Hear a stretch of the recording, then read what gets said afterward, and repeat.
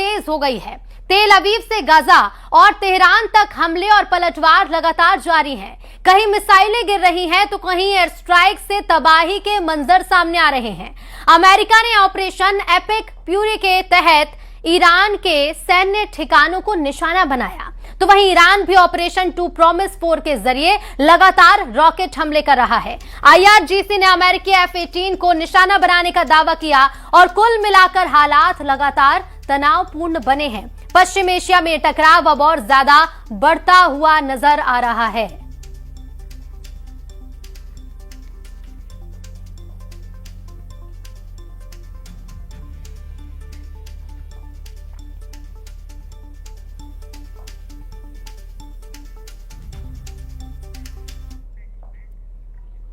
और ईरान के सीजफायर प्रस्ताव ठुकराने से भड़के ट्रंप ने सबसे भयानक बमबारी के ऑर्डर दिए हैं, जिसके बाद तेहरान के बाजार पुलिस मुख्यालय को बारूदी धमाकों से उड़ा दिया गया। इधर ईरान ने इजराइल के सभी एयर डिफेंस सिस्टम को चीरकर भारी तबाही मचा दी है। ईरान ने हर घंटे 10 मिसाइलों को लॉन्च करना भी शुरू कर दिया। ईरान ने दावा किया है कि कोस्टल क्रूज मिसाइल से ट्रंप के जंगी बेड़े लिंकन पर हमला किया गया।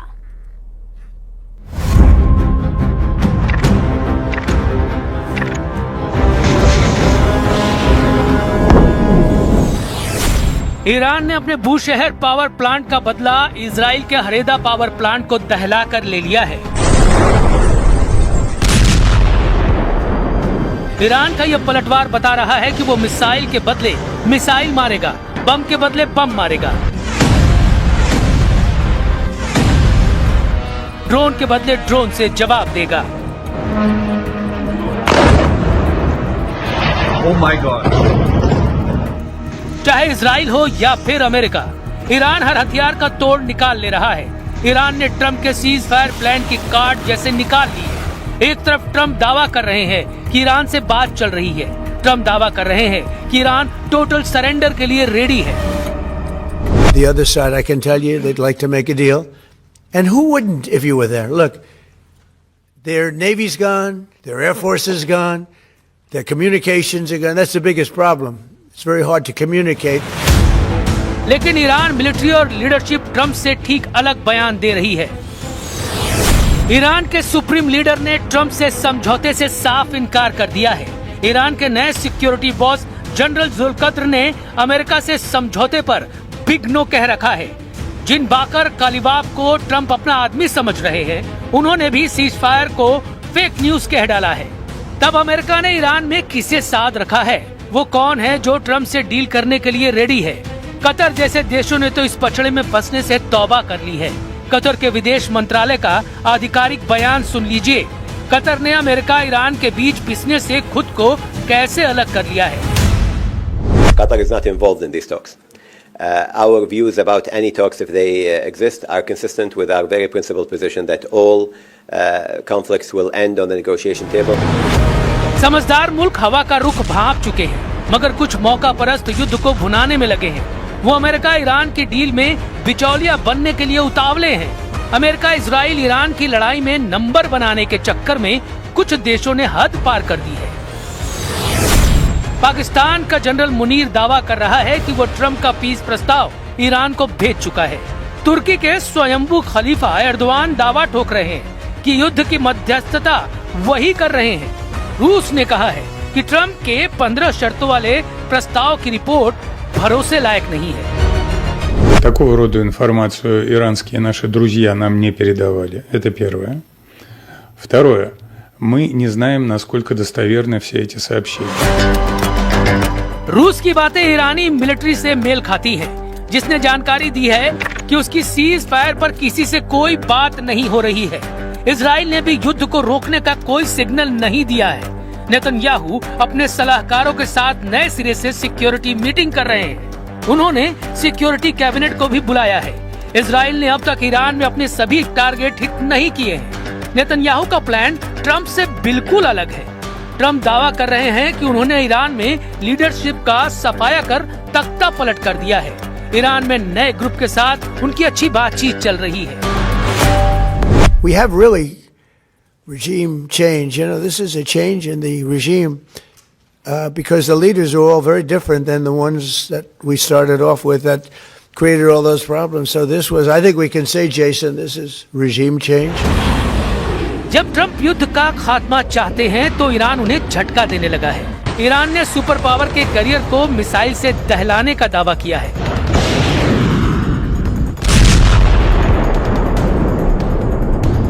ईरान ने कोस्टल क्रूज मिसाइल से लिंकन करियर को निशाना बनाने का ऐलान किया है। ईरान के जखीरे में कोस्टल क्रूज मिसाइलों की भरमार है, जिसमें कुछ की रेंज 2500 किलोमीटर तक है। जूनियर खमनेई की कुछ कुख्यात कोस्टल क्रूज मिसाइलों की डिटेल जान लीजिए। ईरान रेवोल्यूशनरी गार्ड के navy Abu Mahdi coastal cruise missile से लैस है, जिसकी रेंज 2500 किलोमीटर तक है। ईरान नेवी के पास होविजे क्रूज मिसाइल है, जो सतह से सतह पर सभी मौसम में हमला करती है। ईरान की सौमार लंबी दूरी की क्रूज मिसाइल है, जो जमीनी टारगेट को निशाना बनाती है। इसके साथ राद, नस्र 1 और कौसर ईरान की बदनाम कोस्टल क्रूज मिसाइलें हैं। समंदर से जमीन पर चलिए, ये इराक में ट्रंप का विक्ट्री कैंप है। ईरान समर्थक लड़ाकों ने सुपर पावर के विक्ट्री कैंप को धुआं कर रखा है। ड्रोन कैमरे से ली गई तस्वीरों में ट्रंप के मिलिट्री कैंप पर बम धमाके साफ देखे जा सकते हैं। बगदाद एयरपोर्ट के करीब यह हमला हुआ है, जहां अमेरिका का ग्रीन जोन है। मतलब इराक में ईरान समर्थक लड़ाकों ने सुपर पावर को घेर कर मारना शुरू कर दिया है। ईरान ने अमेरिका की तरह इजराइल पर भयानक हमले तेज कर दिए हैं। इस्लामिक रेवोल्यूशनरी गार्ड कॉर्प्स ने बताया कि सिर्फ 24 मार्च की रात को ही 220 मिसाइलें एक साथ इजराइल पर दागी गई। मतलब ये कि ईरान ने हर घंटे औसतन इजराइल पर 10 मिसाइलों की बौछार की है। वहीं इजराइल डिफेंस फोर्सेस के मुताबिक इजराइल के मल्टीलेयर एयर डिफेंस सिस्टम ने ईरान की 70% मिसाइलों को हवा में मार गिराया है। बावजूद इसके आयरन डोम, एरो सिस्टम और डेविड स्लिंग को चीरकर 30% मिसाइलों ने इजराइल को भारी नुकसान पहुंचाया है।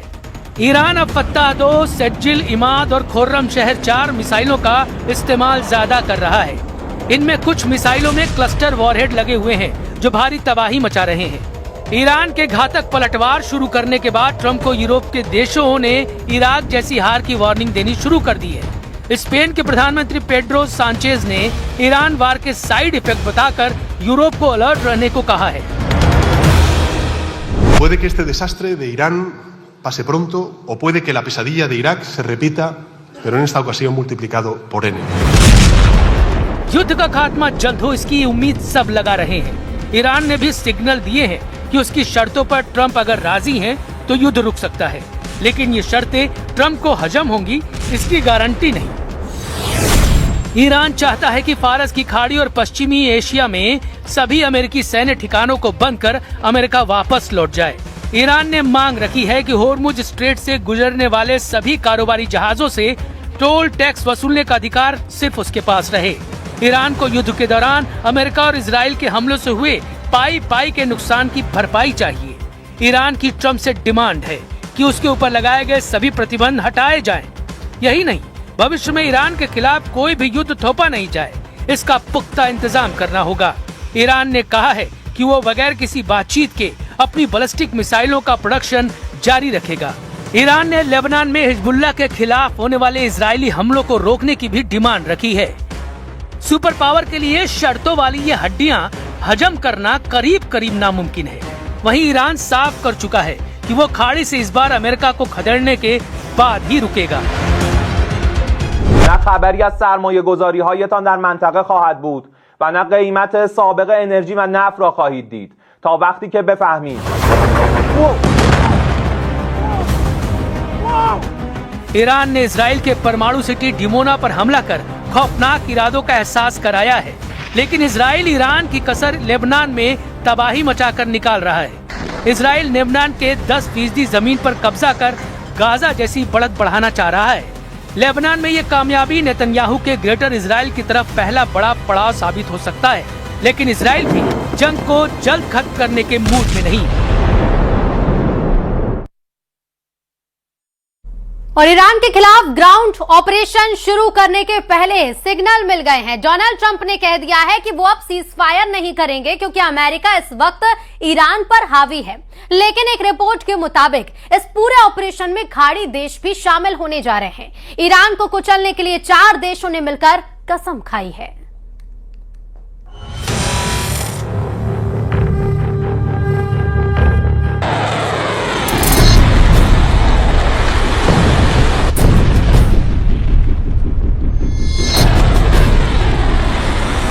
अमेरिका की फौज तैयार है।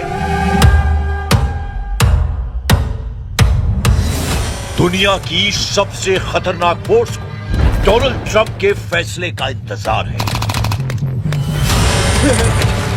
ईरान पर चढ़ाई करने के लिए 5000 कमांडो किसी भी वक्त हमला कर देंगे।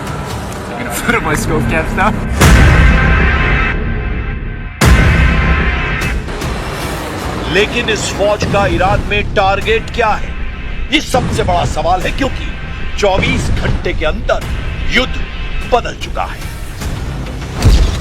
क्या डोनाल्ड ट्रंप अब ईरान के खार्क द्वीप पर नहीं बल्कि खुजेस्तान पर हमला करने जा रहे हैं? क्या अमेरिका के ग्राउंड ऑपरेशन में सऊदी अरब भी शामिल होगा? बहरीन, कुवैत, यूएई और कतर भी ईरान से लड़ने के लिए फौज भेजेंगे? क्या ईरान के खिलाफ खाड़ी देशों को मिलाकर अमेरिका ने शुरू कर दी है वर्ल्ड वॉर?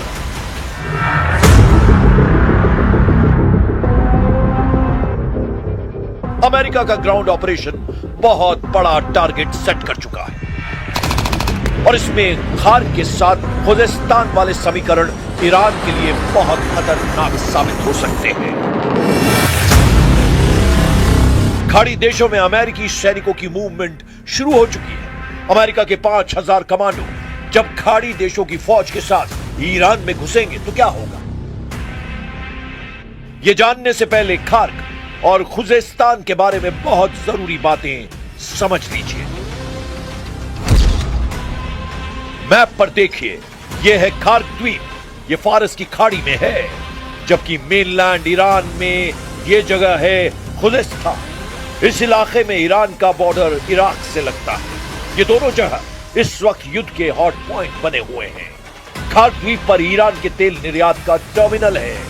यहीं से उसके 90% तेल का निर्यात होता है, जबकि खार्क द्वीप से जो तेल निर्यात किया जाता है ईरान के खुजेस्तान प्रांत से निकाला जाता है। खुजेस्तान को ईरान की ऊर्जा राजधानी कहा जाता है। ईरान का 80% तेल खुजेस्तान की जमीन से निकाला जाता है।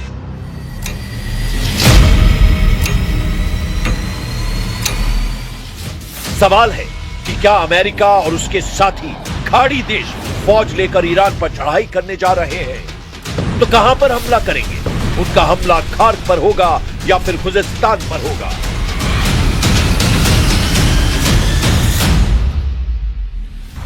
और दोनों मोर्चों में से हमला कहां करना ट्रंप के लिए आसान साबित होगा।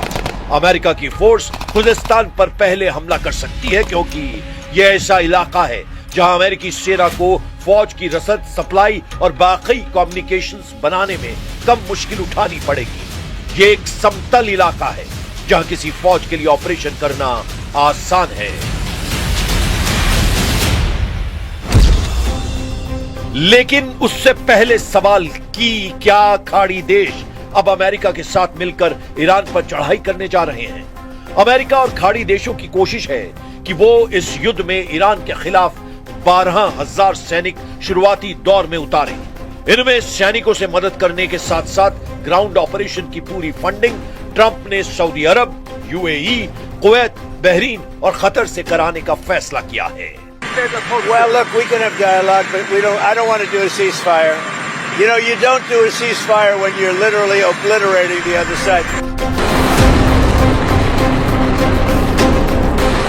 अमेरिका के साथ खाड़ी देशों का आना पहले मुश्किल नजर आ रहा था, लेकिन अब अमेरिका का मीडिया बता रहा है कि सऊदी अरब ईरान में युद्ध तेज करना चाहता है और इसके लिए क्राउन प्रिंस मोहम्मद बिन सलमान लगातार डोनाल्ड ट्रंप पर दबाव डाल रहे हैं।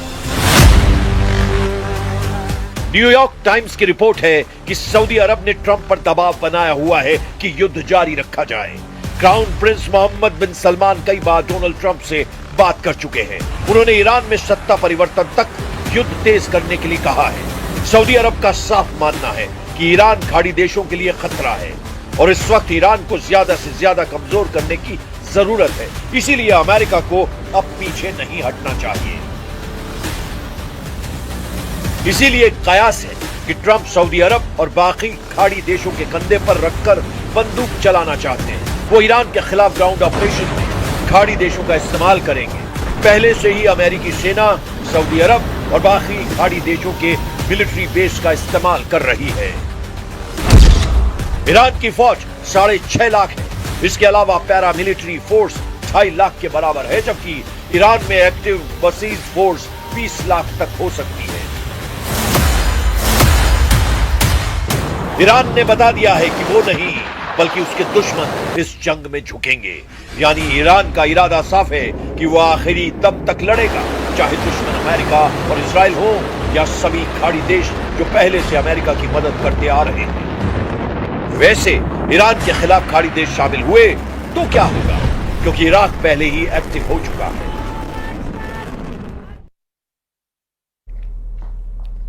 ट्रंप अगर ईरान के खिलाफ ग्राउंड ऑपरेशन शुरू करते हैं तो उनका टारगेट क्या होगा? क्या ईरान की मुख्य सीमा में अमेरिकी सेना दाखिल होने की कोशिश करेगी या फिर खार्ग आइलैंड पर कब्जे की कोशिश होगी? दोनों ही सूरतों के लिए करीब 5000 अमेरिकी सैनिक तैयार हैं। बस ट्रंप के एक सिग्नल देने का इंतजार है। देखिए रिपोर्ट। इराक में ईरान समर्थित कयातब हिजबुल्लाह ने अमेरिकी अड्डों पर हमले तेज कर दिए हैं। ये एफपीवी ड्रोन अटैक देखिए, कैसे एक क्वाडकॉप्टर एक अमेरिकी अड्डे पर अमेरिकी फौजियों को तलाश रहा है। बाद में जब उसे कुछ नहीं मिलता तो वो अमेरिका के एक ब्लैक हॉक हेलीकॉप्टर से जाकर टकरा जाता है।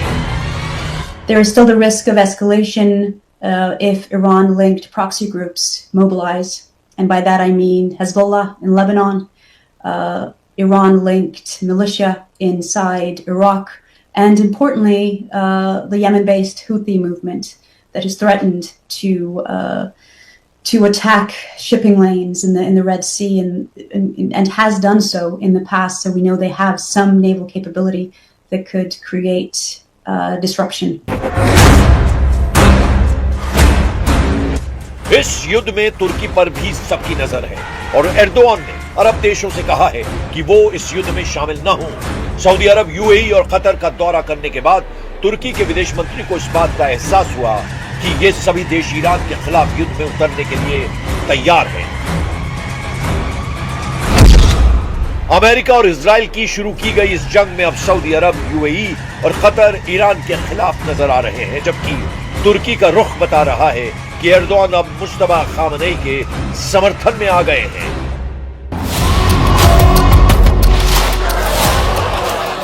ये ऐसे वक्त में हो रहा है जब ट्रंप के 5000 कमांडोज ईरान की सरहद में दाखिल होने के लिए तैयार कर दिए गए हैं। खार्ग और खुजिस्तान हमला कहां होगा, बस ट्रंप को इसका फैसला करना है। लेकिन तुर्की से बयान आने के बाद ईरान को एहसास हो गया है कि वो इस जंग में अकेला नहीं है।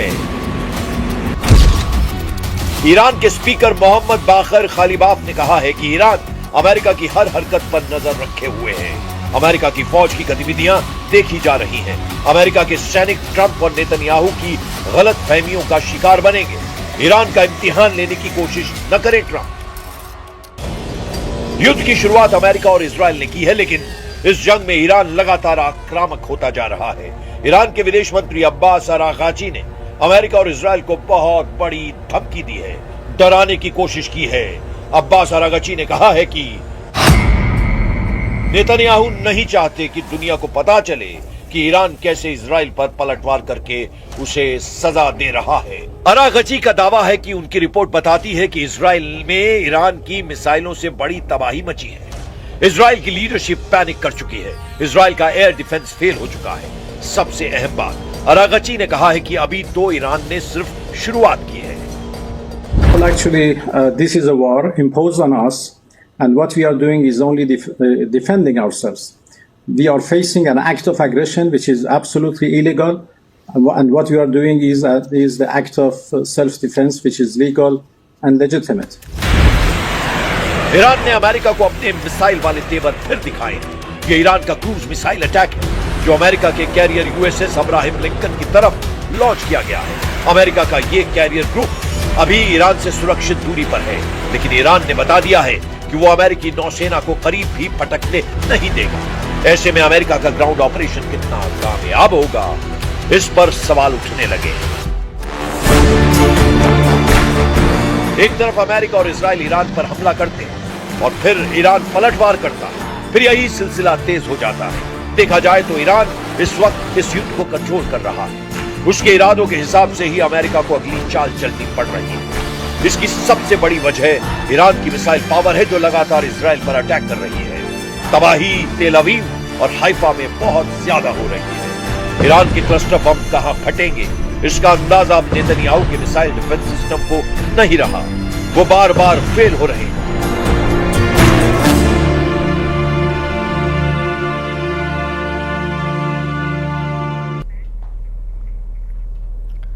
जंग के बीच डोनाल्ड ट्रंप की तरफ से बहुत बड़ा दावा किया गया है।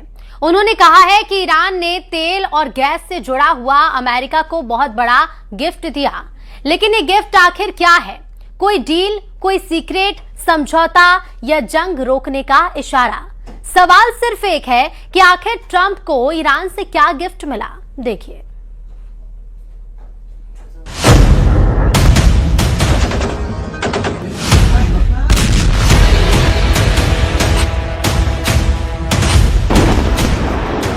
डोनाल्ड ट्रंप के गिफ्ट वाले बयान ने पूरी दुनिया में सस्पेंस पैदा कर दिया है। ट्रंप ने साफ कहा है कि ये गिफ्ट न्यूक्लियर नहीं बल्कि तेल और गैस से जुड़ा है और इसकी कीमत बहुत बड़ी है, लेकिन उन्होंने इसकी डिटेल बताने से इनकार कर दिया। ऐसे में सवाल यही उठता है कि क्या ये गिफ्ट दरअसल कोई आर्थिक या ऊर्जा से जुड़ी रियायत है? क्या ईरान ने तेल सप्लाई या ट्रांजिट में कोई राहत दी है? They're going to make a deal. They're going to make a deal. They did something yesterday that was amazing, actually. They gave us a present, and the present arrived today. It was a very big present worth a tremendous amount of money. And I'm not going to tell you what that present is, but it was a very significant prize. And they gave it to us, and they said they were going to give it, so that meant one thing to me, we're dealing with. Trump का ये कहना कि हम सही लोगों से बात कर रहे हैं, ये संकेत देता है कि ये सिर्फ एक गिफ्ट नहीं, बल्कि किसी बड़े समझौते का शुरुआती कदम भी हो सकता है। इस पूरे रहस्य की सबसे अहम कड़ी है स्ट्रेट ऑफ हॉर्मुज, जहां से दुनिया के तेल का बड़ा हिस्सा गुजरता है। ट्रंप ने खुद कहा कि ये गिफ्ट इसी स्ट्रेट और तेल की फ्लो से जुड़ा है। ऐसे में कयास लगाए जा रहे हैं कि ईरान ने यहाँ तेल टैंकरों के लिए रास्ता आसान किया हो या किसी तरह की रोक हटाने का संकेत दिया हो। अगर ऐसा है तो इसका सीधा असर वैश्विक तेल कीमतों पर पड़ सकता है। हॉर्मुज में किसी भी तरह की राहत का मतलब ऊर्जा बाजार में स्थिरता लौट सकती है और जंग का दबाव कम हो सकता है। हालांकि ईरान ने अब तक किसी भी तरह के गिफ्ट या औपचारिक बातचीत से इनकार किया है, जिससे ये मामला और ज्यादा रहस्यमय हो गया है। एक तरफ अमेरिका डील के करीब होने का दावा कर रहा है, वहीं दूसरी तरफ ईरान सार्वजनिक रूप से इनकार कर रहा है। ये भी संभव है कि ये सब बैक चैनल बातचीत का हिस्सा हो, जिसे अभी सार्वजनिक नहीं किया जा रहा। कई बार कूटनीति में ऐसे संकेत दिए जाते हैं ताकि दबाव बनाया जा सके और डील की दिशा तय की जा सके। यही वजह है कि ट्रंप का यह बयान सिर्फ जानकारी नहीं बल्कि एक रणनीति भी हो सकता है।